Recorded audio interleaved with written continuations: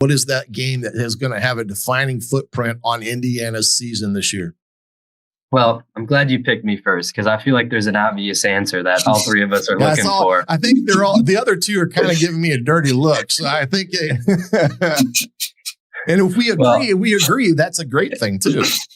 Yeah, I think that the Illinois game in week 4 is kind of the big one. You know, I think not only is it kind of the first of a string of big games, but that game in itself it is a matchup between two teams that are kind of on the cusp of being that elite level. And obviously the two teams themselves believe they're on the elite level.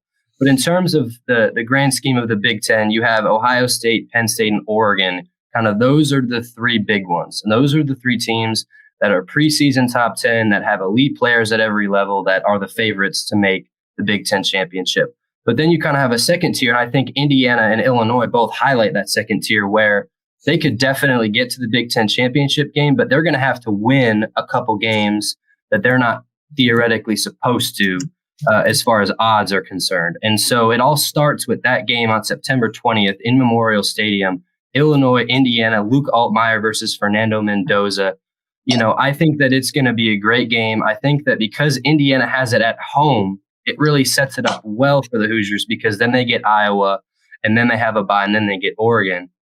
If that game was on the road at Illinois, it might get a little dicey because if you start out with a loss to Illinois, then you could kind of start to spiral. And I think that's exactly why it's the most important game because, you know, I don't want to say it's a must win, but if Indiana wants to get in the playoff comfortably, it really is a must win.